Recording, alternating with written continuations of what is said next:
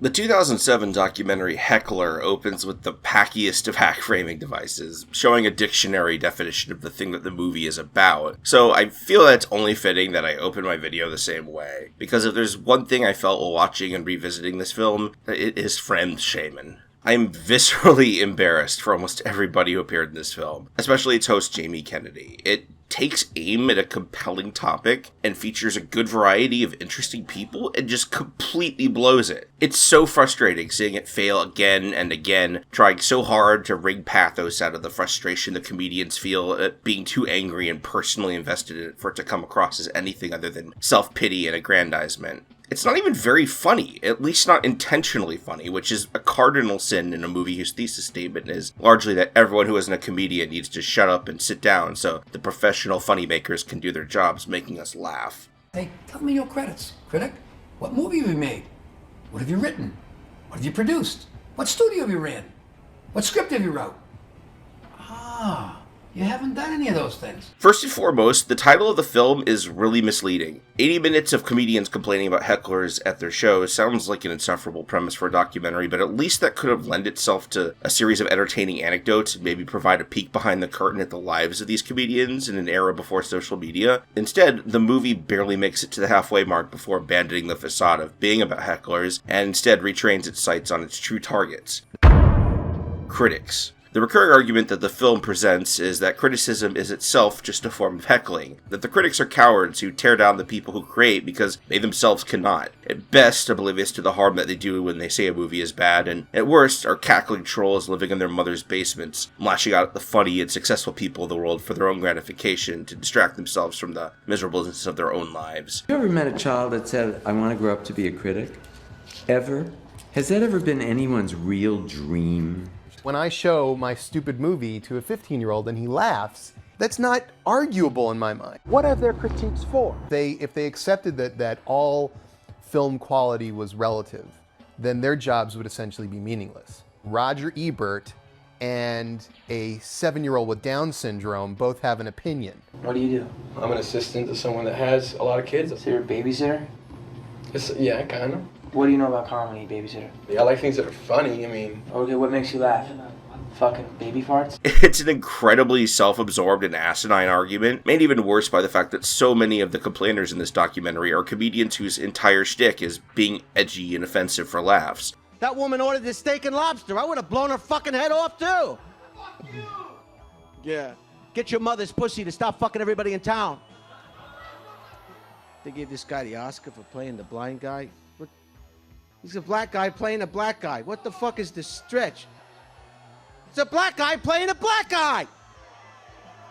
Why doesn't this part of the audience get up and blow your fucking heads off? Go fuck yourself with a friend's cock.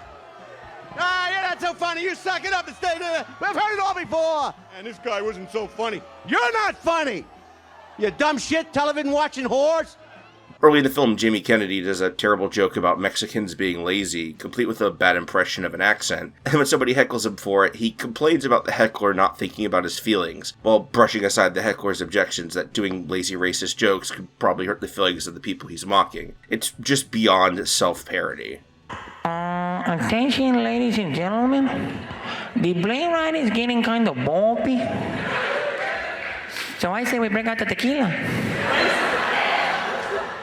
Is that racist? A little bit. I'll just say a little bit. Really, if nothing else, it's worth watching Heckler just to see a documentary completely fall on its face and undermine its own point over and over. There's a recurring bit in the movie where Jamie Kennedy sits down with hecklers from his stand-up show or online critics of his films and grills them about what they've said, and every single time they calmly and politely explain to him that they stand by everything that they said and that he isn't funny, and usually they crack up the camera operators in the process while Kennedy mopes and looks betrayed.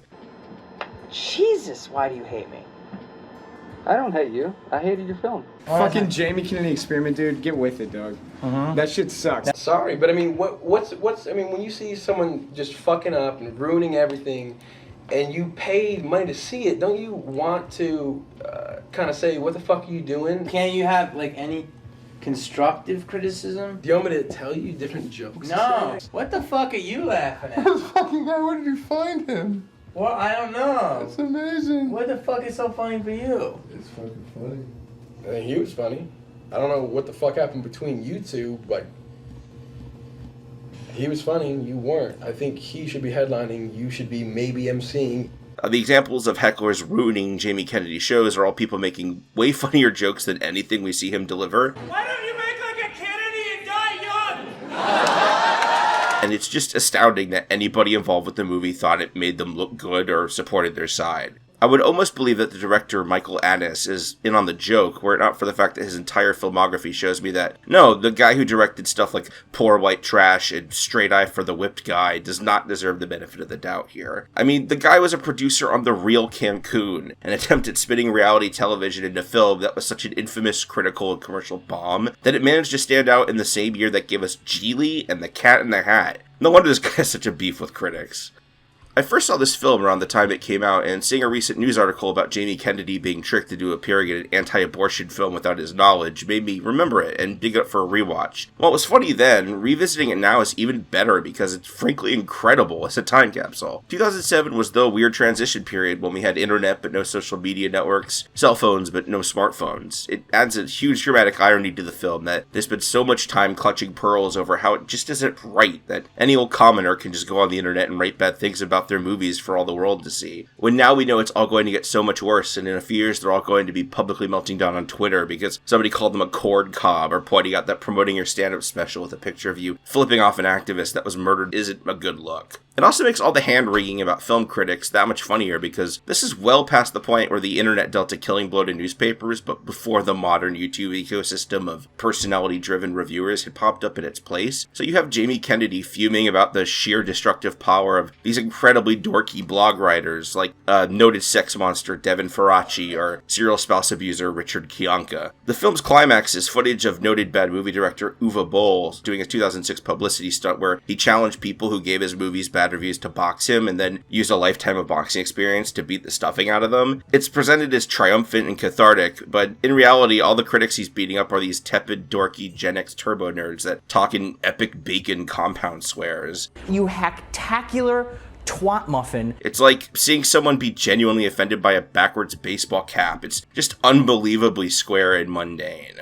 But one thing about it that really stands out in the modern viewing is how many of the people in it are still beating this exact same drum 14 years later. Joe Rogan, Daniel Tosh, Gilbert Gottfried, basically every white male comedian who was a talking head in movies like 2015's Can We Take a Joke or 2019's No Safe Spaces is here, but before the brainworms hatched, when they were just grumbling about vague reactionary grievances. It's pretty ironic considering Heckler is a movie where they're all complaining about how people are too mean and insensitive, which is basically the polar opposite of their current saber rattling about safe spaces and cancel culture. I was even surprised to see Dennis Prager, the guy who runs that shitty YouTube think tank that churns out right-wing propaganda films, show up multiple segments throughout Heckler, and it's honestly kind of eerie seeing him laying groundwork years before the term cancel culture even existed. Especially in the wake of how people like Gavin McInnes use the comedy scene as a way of radicalizing people and spreading their platform. It's like seeing a picture of a murder victim posing with the person who killed them. It's just really grim and uncomfortable. Oh, shut up.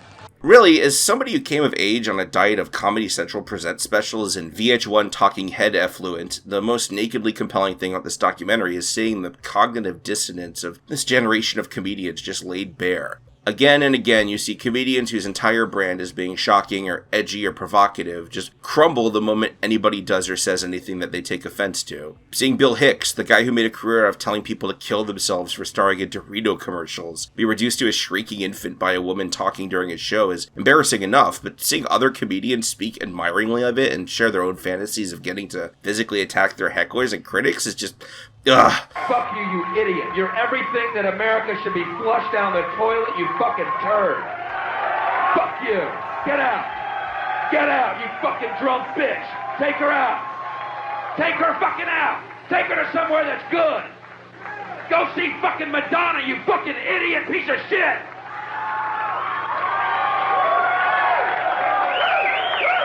You suck, buddy. You suck. I can yell at the comedian because I'm a drunk cunt.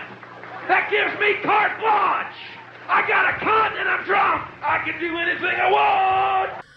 Jamie Kennedy is especially guilty of this because he's a guy who hosted a hidden camera prank show. The dude literally had an entire show about harassing people and making them feel bad for his own amusement, and then he turns around and cries crocodile tears about how nobody thinks about his feelings when they give Malibu's Most Wanted a 4-star review on IMDb. It's pathetic. Same with the director Michael Addis. According to his YouTube channel, which, by the way, has fewer subscribers than even I do, his most recent project is a hidden camera show called Road Outrage, based around making rideshare customers uncomfortable.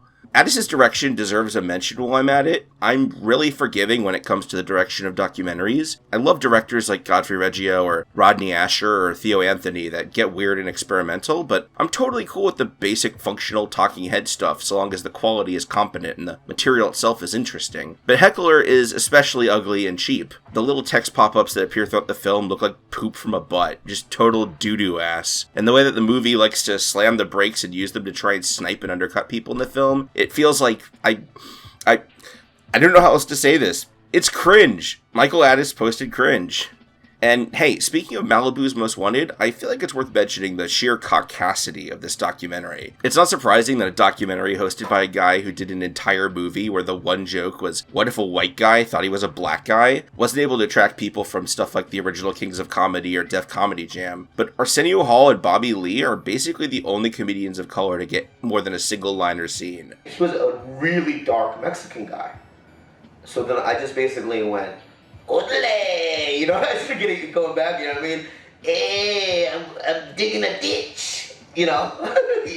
I'm a ditch digger. This documentary came out hot on the heels of Michael Richards' infamous racist tirade at the Laugh Factory, and they even reference it in a small segment, so it seems like that would be a really good springboard into talking about how race plays into a relationship between comedian and their audience, and it's a huge missed opportunity that they don't. Same with gender stuff. It takes 14 minutes for a woman to even appear, which is a shame because Maria Bamford had some of the best jokes and anecdotes in the film, and seeing Carrie Fisher and a pre-QAnon Roseanne Barr briefly talking about men heckling them for their appearance was a real breath of fresh air. I would have loved to have heard more from women about their particular struggles with misogyny from hecklers and critics. Paris is just an oversized human condom. Paris is like a fart in a mitten. You know it's there, you can't stand it, but you can't get rid of it. Well, this documentary is absolutely worth watching just to clown on it and soak in the Fremdschammen. I do have to admit that there are a few comedians who come out of this looking pretty good. They're the ones that have a much more humble and utilitarian view toward hecklers, that managing the crowd is a part of the skill and talent of stand-up, and that if a heckler is able to ruin your show, then that's a failing on your part rather than the audience's. A dog will attack you if it doesn't feel like you're confident. A horse will throw you if it feels that you're not in control of it. And hecklers will heckle when you don't have control of the room. I always say people watch comedy for the same reason they watch cliff diving. They want to see someone hit the cliff. Do what you love and what you're proud of, and you are fucking bulletproof. Seeing skilled comedians turn a heckle back on itself in a way that leaves everybody laughing and feeling good is really cool and gives some of the best laughs to be found in the movie. There's not one ugly woman. Listen, what do you do with the ugly people around here? What's that? You ship the ugly people to America.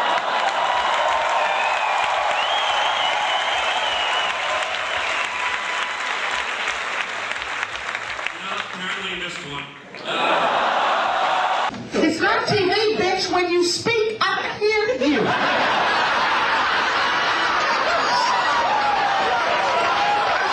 You can find the whole movie here on YouTube because nobody involved gives a shit. It's also currently free with ads on Amazon through IMDb TV, so if you're interested, you could totally go and watch it right now. I'll include a link in the description. I know that this video is a bit of a deviation from the norm considering that my other videos so far have largely been about video games, but what can I say? I contain multitudes. The good news is if you're hungry for more obscure indie gaming content, I have a video about the 2018 game Super Daryl Deluxe in the pipeline. If you're looking forward to that, or if you like this, or if you like any other videos, then consider sharing them with people you think might also like them. And be sure to subscribe here or on Twitter so you know when my new videos go up. As always, thanks a bunch for watching.